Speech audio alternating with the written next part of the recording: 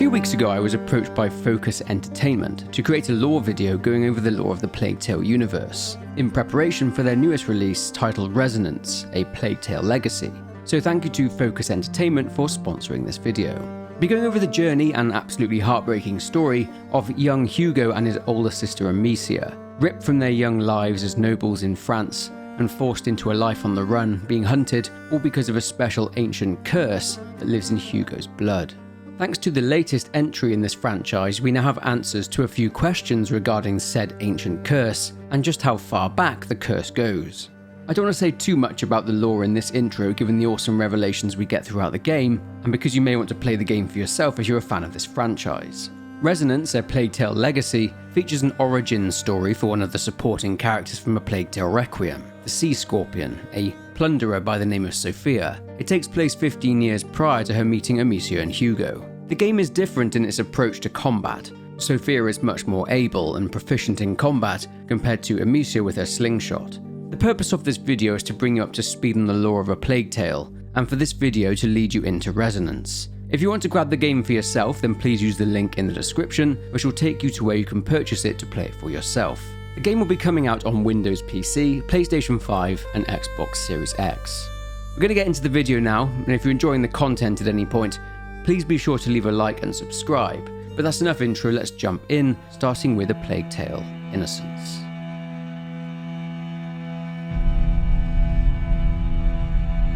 The year is 1348, the late Middle Ages in Aquitaine, France. France had been invaded a couple of years prior in 1346, which was led by King Edward III. This kicked off the 100 Years' War, a campaign which would see King Edward III trying to press his claim to the French throne. But anyway, a young noblewoman, 14-year-old Amicia de Rune, is out hunting with her father Robert and the family dog Leon. During this hunt in the forest, they spot a wild boar, which Robert says will make for a fine feast. Leon goes after the boar, but soon after, Amicia and Robert find Leon whining in pain. Something happened to him, and then he is inexplicably pulled into a hole in the ground and is killed, to the shock of both Amicia and her father. Back at the de Rune estate, Robert declares the forest out of bounds for now, until they can find out what happened there, and he'll organise a hunt, assuming Leon to have been killed by some vicious animal. In the meantime, Robert tells Amicia to go and seek out her mother, as he needs to speak with her. She'll be looking after Amicia's younger brother Hugo.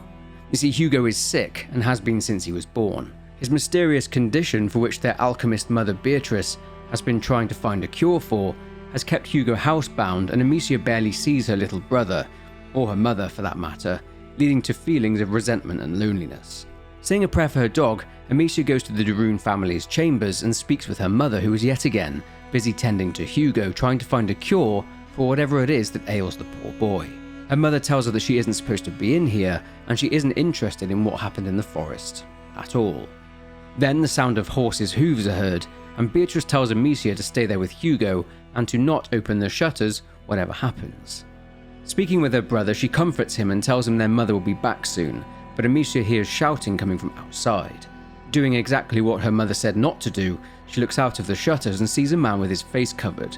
He's Lord Nicholas, a member of the French Inquisition, and they are a judicial institution that exists to combat heresies and religious dissent.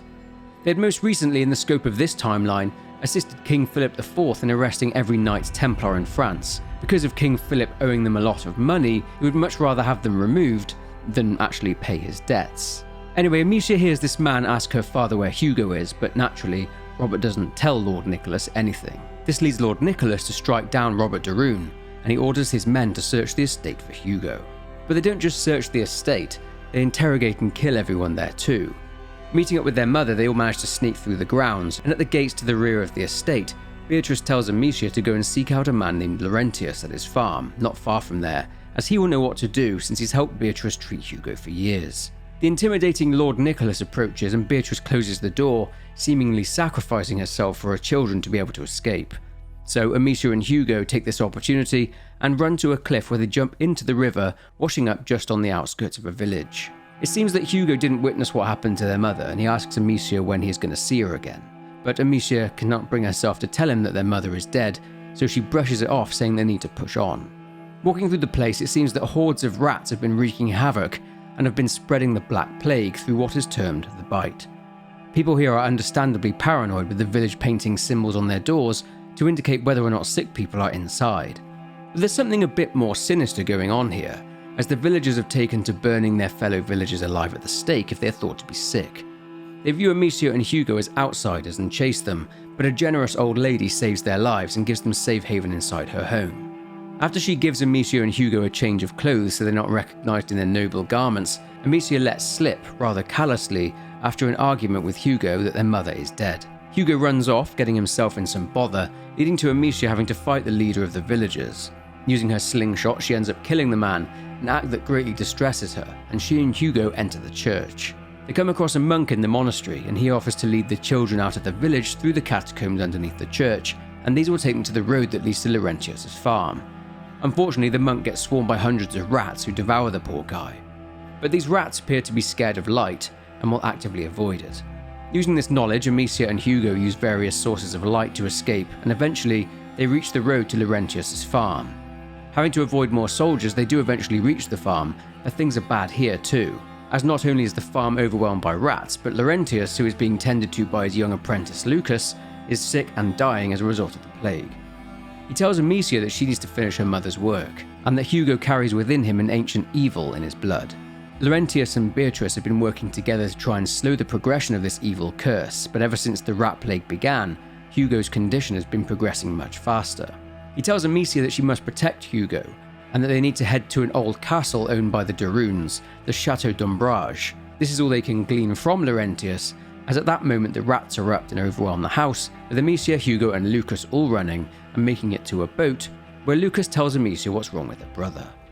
What does he have in his blood? There's an old story.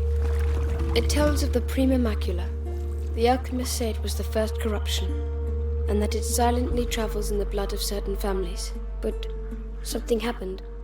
The Great Break, and the Macula awoke in Hugo's blood. But what will it do to him? The Macula cares for neither good nor evil. It evolves with its host. To change things. The world. You know, your mother and Laurentius were trying to help your brother. But they failed. No. I think they just ran out of time. Disembarking, they soon come across a grisly sight. The aftermath of a large-scale battle with many people here dead. They cross the battlefield using light to avoid the rats, and sometimes, rather gruesomely, using English soldiers as bait. They are able to come across two raiders, brother and sister Arthur and Melly, who have been caught by soldiers, but Amicia and Hugo are caught, with Lucas managing to escape along with Arthur and Melly. At the camp, a breakout occurs led by Arthur and Melly, with Amicia and Hugo able to escape just as Lord Nicholas shows up there at the camp. He's there for Hugo. Arthur is captured, but they will move on, and after rescuing Lucas, who himself got captured, they arrive at the chateau. They will be safe from the Inquisition, for now at least. After making the chateau safe from the rats by lighting braziers to keep them at bay and driving them into a deep pit, they get some rest, but Lucas, checking out Beatrice's secret laboratory at the chateau, is dismayed that they do not have what they need to help Hugo. Lucas needs a book by the name of the Sanguinis Itinera, which translates as the Voyages of the Blood. They need it very soon, as Hugo's condition is getting worse. Blackened veins are, and have been, appearing and are spreading up his neck and onto his face. Lucas says Hugo is nearing the first of several thresholds, which are stages of the Prima Macula. Laurentius and Beatrice are working hard to try and prevent this threshold from being reached by slowing it through some sort of elixir, until Hugo is prepared enough to deal with the macula himself. Anyway, the book is considered dangerous and is sealed away, located at the university. Melly is there with them and says she knows where the university is, so she will take Amicia there, as this same town is where Arthur is being held. Arriving in the town, Melly and Amicia split up, going their separate ways. On the streets, Amicia is horrified at the sheer amount of death here, and that the soldiers are executing the residents of this town. She also sees one of the Inquisition's alchemists using a rare material to make what he calls episanguis, which attracts the rats, but that's not what they are using it for. Nonetheless, she makes it to the university, where she finds the Inquisition there, and they are looking for something. She spots the Grand Inquisitor, Vitalis Benevent, there, who is in the process of being injected with an elixir that contains the episanguis. Vitalis himself had been bitten and contracted the plague, and this was their way of buying him more time. But more time for what? Well, he wants the Sanguinis Itinera, and it's clear now why he wants Hugo Darun. for his blood. He wants to transfuse Hugo's blood into his own, and that way, he will have the power of the Prima Macula. A young blacksmith has been brought before Vitalis, and this young man, Roderick, his father, built a special door that the Sanguinis Itinera is sealed behind. Vitalis wants Roderick to open it. They can't get Roderick's father to do it as the Inquisition killed him after going a bit too far in torturing him. Realizing this blacksmith is the key, Amicia helps him break free from his captors, and they both work together to obtain the book. Vitalis then shows up with his boys and tells Amicia that with the book and with Hugo, he can save the world. Amicia and Roderick run off with the book, finding that Vitalis and the Inquisition have set fire to the university. But evading the soldiers, they both manage to escape and return to the chateau, where Roderick is introduced to Hugo and Lucas. Melly found Arthur too, and Arthur says that a woman was there being held prisoner, who seems by all accounts to be Beatrice de Rune. Arthur warns Amicia that they can't break her out, as she is considered far too valuable to Vitalis. A lot more valuable than Arthur was. Hugo is listening and is within earshot. But their chat as to what they're going to do next is cut short as Hugo screams and they find him convulsing on the floor, in real pain. The first threshold is arriving, and Lucas and Amicia will need to go to the de Rune estate, to another of Beatrice's laboratories, as it will have everything they need to make the elixir for Hugo, along with more advanced equipment. Grabbing the book, they leave and arrive at the stricken estate, overrun with rats. After the body of her father is devoured in front of her, Amicia and Lucas find the underground laboratory inside some Roman ruins, and interestingly, a fresco on the wall there depicts another plague from centuries prior, called the Justinian Plague, along with a macula carrier, just like Hugo. This has happened before. Fending off more rats, Lucas is able to produce what they need, the elixir. Now to get back to Hugo at the chateau. He drinks the elixir and his symptoms subside for now. Hugo asks about their mother again, but the little scamp is testing Amicia. He knows she is alive after hearing the conversation earlier on. But Amicia doubles down and tells her brother that their mother is dead and she won't be coming back, as her fear is that Hugo will go looking for her. They settle down to get some rest. However, waking up, Amicia finds that Hugo is gone. Going off in search of her brother, she ends up knocking herself out after falling down and has a dream or vision in which Hugo is handing himself over to the Inquisition in an attempt to help Beatrice. It turns out that is exactly what Hugo did, and the Inquisition now has his blood, but they refuse to let Hugo see his mother, so he sneaks down to the cells, avoiding alchemists and Inquisition soldiers and Lord Nicholas, and goes to speak with her. Beatrice tells Hugo that because of his condition, he's able to control rats. So using this ability to swarm members of the Inquisition, Hugo and his mother attempt to escape. Their efforts are ultimately thwarted by Vitalis, who threatens Beatrice's life, forcing Hugo to use the rats and to progress the Prima Macula in his blood, as the condition speeds up each time Hugo uses his new abilities. Hugo's power has now fully awakened.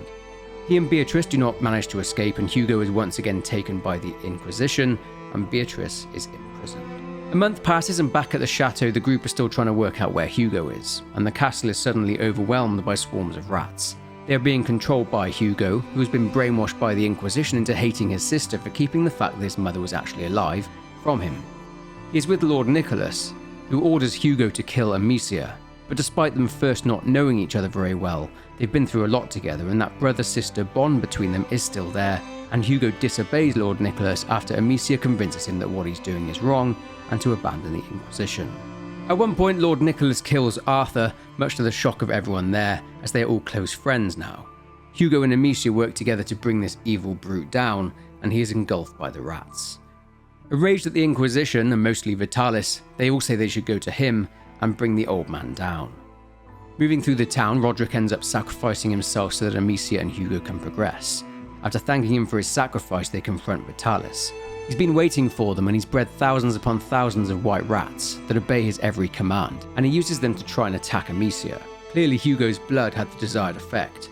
Hugo uses his own rats to destroy Vitalis' white rats, whilst Amicia takes aim with her slingshot, smacking him square in the forehead with rocks, and she defeats him.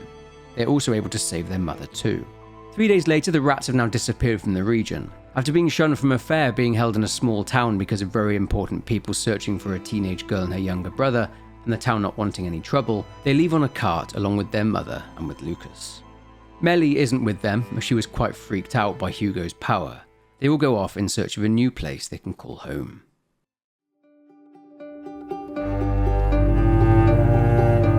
6 months later, Amicia, Hugo and Lucas are out playing castles, as Beatrice has asked them to wear the energetic Hugo out. Lucas is now Beatrice's apprentice. Lucas departs and Amicia and Hugo continue to play, and they meet a young boy who is on the other side of the river.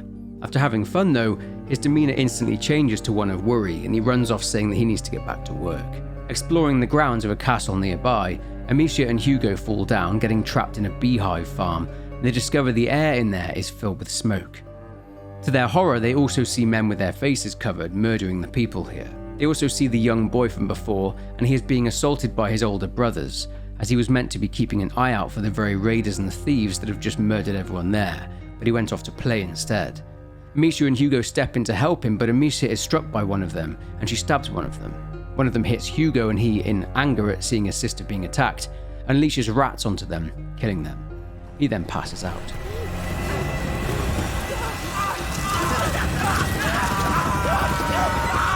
Hugo experiences a vision of an island, and on a beach he sees a phoenix. Whilst the macula in his blood spreads further, the phoenix leads Hugo to a body of water where, after touching the water, he is seemingly cured of the curse in his blood. He wakes up back on the cart with his sister, his mother, and Lucas. They are on their way to a town called Provence, having been asked to go there by a group of alchemists known as the Order, as one of their number, an alchemist named Magister Vaudin, may have some idea on how to treat Hugo and his condition. The Order have asked the Daruns to go there so Vaudin can examine Hugo. After being attacked by the family and friends of the people Hugo had killed at the farm, and with Amicia only just managing to escape, they arrive in Provence, also known as the Red City. The Order has prepared a home for them, so getting settled and exploring a fair there in the city, things are about to get serious. Hugo's condition worsens again as a result of the emotional stress he'd experienced back at the bee farm, and the macula has been reawakened. And Amicia and Lucas set out to find Vaudin, who, from conversations with locals, apparently lives close to the arena. They reach the arena and find the symbol of the Order there on the wall, but it's closed and they're denied entry. Finding an entrance where they can, they find loads of dead bodies. It's clear from this that the bite has reached the Red City, and it's likely because of Hugo. Crossing the area, they spot a soldier questioning a local as to the whereabouts of Vaudin, so Lucas and Amicia will need to hurry if they are to get to him before these mercenaries do. In the distance, they are able to spot the Order's symbol on a tower, and getting trapped in a building, they confront the thing they'd hoped they'd left behind in Aquitaine. Rats. Hordes of them, and they devour a poor man who got trapped down there too. Getting back to the surface, they see the rats are here now and on the streets, and they do, after an arduous journey across the city, reach Vaudin, who is there in his laboratory. He is rather short with them both. He calls Amicia Hugo's protector, something she has been called before by Laurentius shortly before his farm got overrun. It seems that every carrier of the macula, like Hugo, is assigned a protector. Also, Amicia sees a fresco on the wall, which is of an island with two peaks, very similar to ones Hugo saw in his vision, and that he told Amicia about. Taking Vaudin back to their home in the Red City, Amicia and Lucas are sent by Beatrice to get a plant called Nightshade, which will apparently help Hugo, so they set out to reach the home of a local herbalist. Amicia expresses her disdain for the way Vaudin has been treating Hugo, in not seeing him as a person but only as a subject. They cross through a sealed-off district and discover the soldiers here have condemned all the people here to death. They overhear soldiers speaking about a man known as the Count, and also the mercenaries' leader, a man known as the Beast, and that the Count had made a big mistake in trusting the Beast. The herbalist is with the soldiers and he is killed, but Lucas calms Amicia down, telling her that he knows what Nightshade is and can find it. So they go to the herbalist's shop, but alas, they are unable to find what they're looking for. The aforementioned Beast shows up, and Amicia has a panic attack, and Lucas, who went to look for Nightshade, is captured. Amicia eventually saves him, and she kills a bunch of mercenaries with her sling, clearly frustrated at the amount of hurdles they're having to jump over to try and save her little brother, and people are just slowing them down. The Beast ends up capturing both Amicia and Lucas. Imprisoned, Amicia feels like she's losing herself, and she's clearly built up some PTSD as a result of the trauma she and Hugo have been through. Lucas puts her mind somewhat at ease, and he comes in clutch, using alchemy to stun the mercenaries, leading them to their execution, and they escape, eventually making it back to the house in the Red City, keeping what they'd just been through to themselves. A couple of days later, Vaudin says that Hugo is nearing the final threshold, which is very rare, and says that Hugo needs to be put in isolation, and the Order can do it at their headquarters in Marseille. Vaudin also says that Hugo's power will grow the closer he is to the end. And that's right, Hugo is actually dying, condemned. The The last threshold means the death of the carrier. Amicia questions Vaudin about the painting of the island in his laboratory, but he brushes it off, saying he has a boat at the harbour ready to take them to Marseille. Amicia and Lucas go to tell Vaudin's associate Joseph that they're ready to leave, and they have to sneak through a citywide lockdown. Joseph is about to leave but agrees to meet them at the next dock. A rumble of rats occurs and Amicia runs to get Vaudin, her mother, and Hugo, but she has to run for her life yet again as a massive horde of rats chases her through the collapsing city. This is due to Hugo's increased agitated state due to what Vaudin has been subjecting him to. She gets to the house and Vaudin meets a grisly end. Amicia manages to calm Hugo down and the rats disperse. Hugo sees the destruction of the city and is absolutely distraught that he's basically doomed yet another place of death. They reach the boat and leave the city. On the boat, Amicia tries to tell her mother that simply locking Hugo up is not the answer, but her mother is unmoved. During a point where they have to move some debris to be able to move forward, Amicia tells Lucas they should be going to the island Hugo saw in his visions and not to Marseille. They are eventually attacked by mercenaries who are led by a man called Arnaud, a man that Amicia has encountered a couple of times already. He ends up wounding Amicia by hitting her on the head, as he wants revenge as she's been killing his men, and Hugo ends up unleashing more rats, killing their attackers, minus Arnaud. With Amicia and Hugo on the shore, and Beatrice and Lucas on the boat, Amicia and Hugo look at one another, and not wanting her brother to be a test subject for the order to mistreat, they both choose to go their own way, and to try and make it to the island Hugo has been seeing. Amicia and Hugo soon arrive at a pilgrim camp, and these people are on a pilgrimage to Rome. They meet a man called Perrault, who can tell them about the region of Provence, but, perfect timing, mercenaries led by the Beast show up, and Perrault helps them escape. Escaping, they both fall down a hill and Amicia reopens her head wound. They're in a large quarry and have to sneak past and fight more soldiers, but Amicia's wound is affecting her a lot and she's losing the strength to continue. She eventually passes out and it's up to Hugo to get them through this, so he uses his rats to help them survive, using them to kill more soldiers. This already traumatic experience leads to a showdown between Amicia and the Beast, but she's able to exploit a chink in the Beast's armor, quite literally, and she takes him down. Her head wound still hurts her and she's unable to continue again. Hugo uses the rats again, but he too is weakened and he passes out. Helping Hugo up, Amicia is too weak to go on, and Hugo looks up at someone, with him looking very scared. Turns out that Arnaud saved them both, and he's even treated Amicia's wound. He says that he'll take them to Hugo's island, and reveals it's called Lacuna. A couple of days later, Arnaud says that he's a wanted man, and after seeing what Hugo can do in terms of his powers, he, Hugo, will be able to protect him. Arnaud tells Amicia he knows of a smuggler with a ship, and walking across the beach, Amicia finds out that Arnaud was once a knight of Guyenne. Passing through some caves, encountering more rats, Arnaud introduces Amicia to the sea scorpion, Sophia. Apparently she owes Arnaud a favour, but unfortunately her ship is stuck in dry dock, and they need to go and get it. At one point, Sophia is surprised and attacked by a soldier in a fishing village, but Amicia saves her, and Sophia says that she now owes Amicia. Getting the ship free, they are finally able to set sail for Lacuna. Arriving on Lacuna sometime later, they disembark, with Sophia choosing to stay at the dock, with her warning them that the island is under the law of the Count, and that they do well to obey and behave themselves. They've arrived, according to the locals, during a festival known as the Celebration of Brighter Days, in which children are treated as kings, and a woman mentions a child of embers who apparently watches over the entire island. She says that Hugo will deliver everyone from the darkness. As they walk through the streets here, Hugo is excited to be here, and they convene with a bunch of other people in the square where they see the Count. His wife Emily will soon arrive, and she is going to begin the festivities there, speaking the words of the mother of the Child of Embers. The Count then describes the Child of Embers as one that protects their sacred land of Lacuna from the rats. This concerns Amicia, since everywhere they have been going, the rats have been following. Arnaud then grabs Hugo, demanding he release his rats. It seems Arnaud wants the Count dead, and he wanted Hugo to kill him. The commotion between Amicia, Hugo, and Arnaud starts to get everyone's attention, and Arnaud approaches the Count on his own to confront him. These two clearly have history. Amicia and Hugo run away from the square, escaping pursuing soldiers, and they hide inside a house. Poor Hugo is very upset, as everywhere he goes, things end up turning nasty. Returning to the square a short time later, they find Arnaud and the Count still there, fighting. Amicia intervenes, desperate to not let Arnaud do any more damage to what could be a cure for Hugo, and Arnaud is arrested. The Countess shows up and invites Hugo and Amicia for a dinner at their palace. Going there and having a tour, they are shown an altar to the Child of Embers.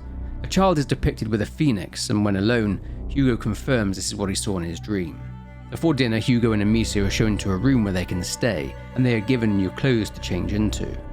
The following day, Amicia and Hugo set out to explore the island, with Hugo excited at what they may find. Sophia is outside the palace waiting for them. She wants to know what happened with Arno, her friend, remember, and Amicia says that he betrayed them both, reassuring Sophia at the same time that she has no allegiance to the Count and Countess.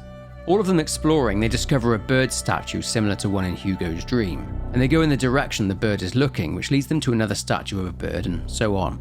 It leads them to some ruins, and after burning some grass, a mosaic is revealed which is a map of the island. It's a mosaic from centuries ago. The Order's symbol is also on there. It's obvious from the map that they need to seek out the mountains, and Sophia refers to them as Las Madres, which translates as the Mothers, and she says there's a temple there that the people here call the Sanctuary. Arriving at the temple later, Amicia thinks there may be some kind of elixir here that can cure Hugo, but he instead wants to find the water from his dream. Unfortunately, the temple is shut, as there's some sort of ceremony taking place. They eventually get inside despite the tough security and find a couple of disguises they can put on along with masks. Each adult has a child with them, and Amicia keeps Hugo close. Amicia is stunned to see the same fresco of the carrier responsible for the Justinian plague that she saw in the Roman ruins beneath her family's estate. It seems the child from this fresco was actually born on this island. For this ritual, one adult and a child must carry a torch through a bunch of trials, and in a stroke of luck, the Countess chooses Amicia and Hugo. Progressing down a hallway, they find evidence that suggests this cult have managed to totally misinterpret the story of the Macula carrier from the fresco. Returning to the other cultists, they start chanting, and the Countess reveals she is the mother. She lights a brazier, and beneath it, a statue is illuminated. A statue of the Child of Embers. And above it is a phoenix. Amicia, Hugo, and Sophia quietly withdraw themselves, and Hugo finds the pond. He puts his hand in it just like he did in his dream, but he's absolutely gutted, as it doesn't seem to have healed him. Amicia and Sophia look at a throne, and Amicia tells Sophia about the macula, along with what she knows about the Order, choosing not to tell her about Hugo's abilities in terms of being able to control hordes of rats. Amicia tells Sophia that there is and was no Child of Embers, that the islanders have created some sort of deity. She explains the child they refer to as a carrier of the macula. On the back of the throne, two names are carved there, Basilius and Aelia, the former being the carrier from the fresco, and the latter being his protector. They also find Basilius's room. Basilius had been viewed as some sort of king and was the same age as Hugo. They search Aelia's room too, and learn that she was a skilled warrior assigned to protect Basilius. A mosaic there also shows that the phoenix is simply the symbol of the Order. This disheartens Hugo, and he's appearing to lose hope. They discover that Basilius was experimented on, and the experiments would be observed by people above. Sophia helps translate scrolls written in Latin, and they say that in the year 541, Basilius was taken away from Aelia, who had developed an emotional bond with the child.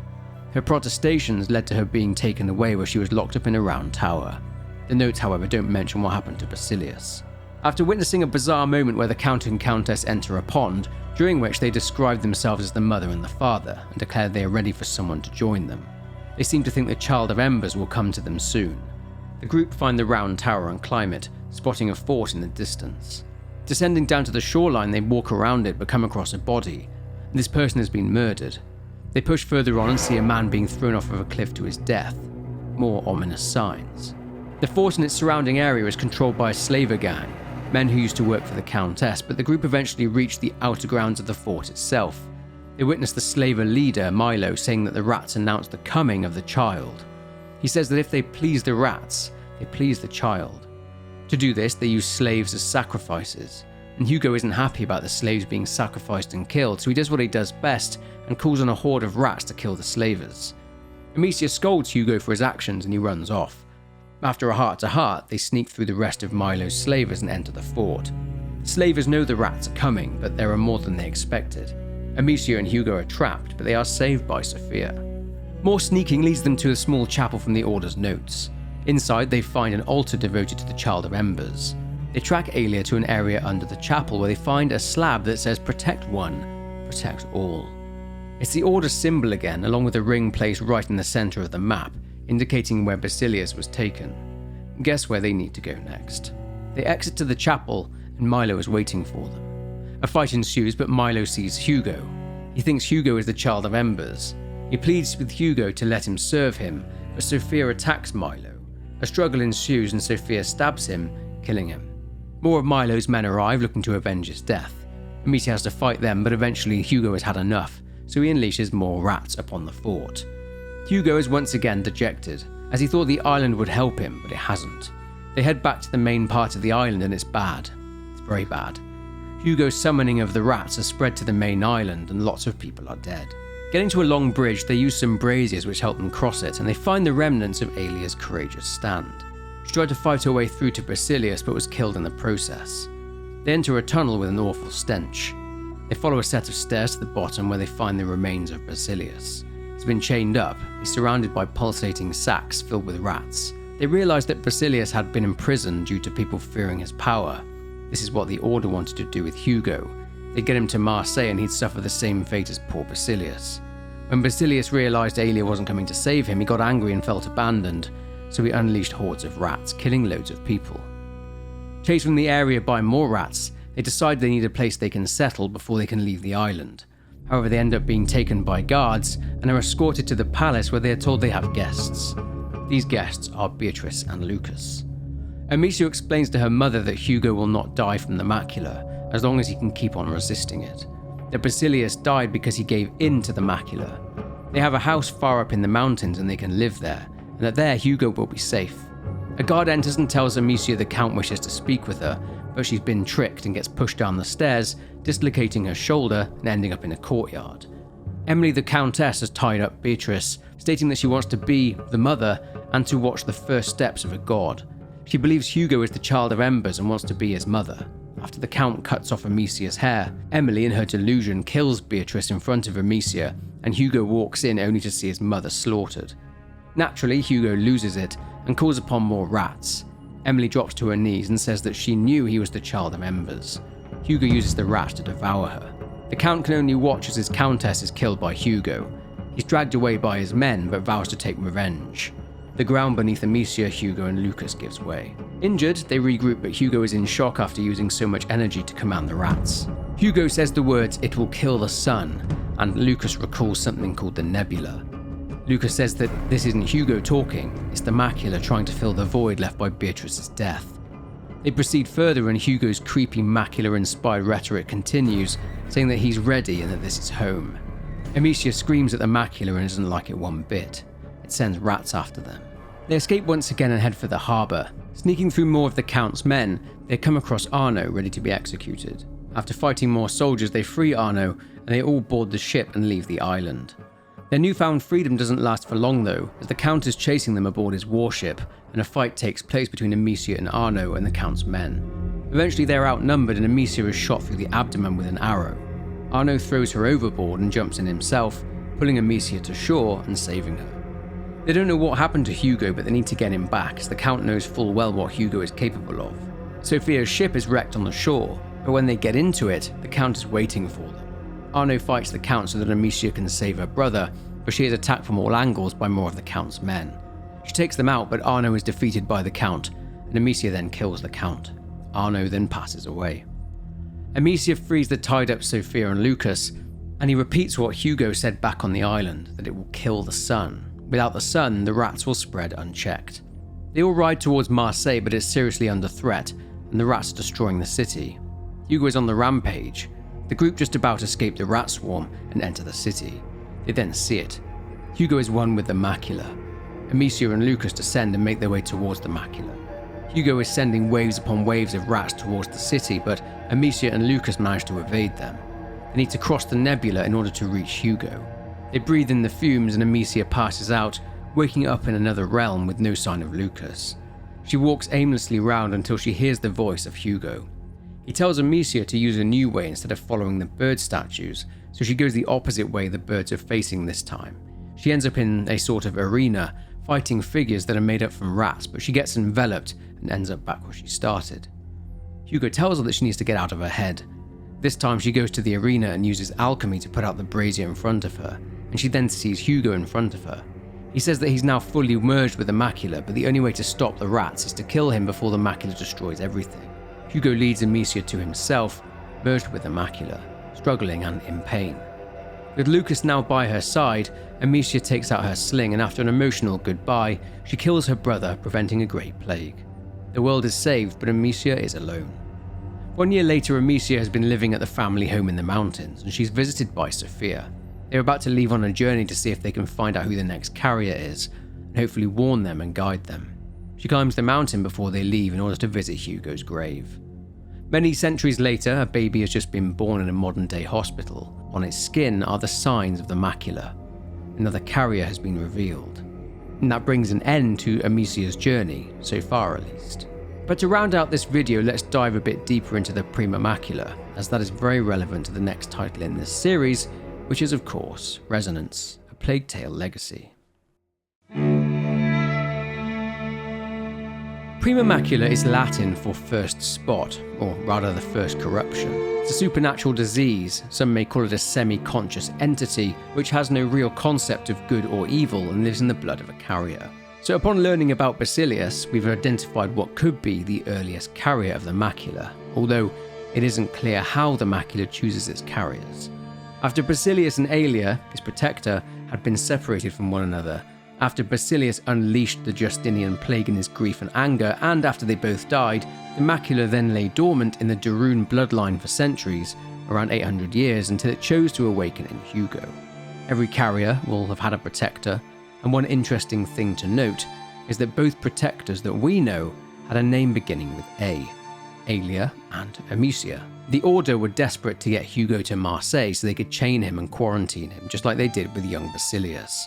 The disease has thresholds or stages, which are dormancy, which has no obvious symptoms. Then there is the Great Break, in which the curse awakens. Then there's the original state, where the carrier experiences headaches and a ringing sound in the ears.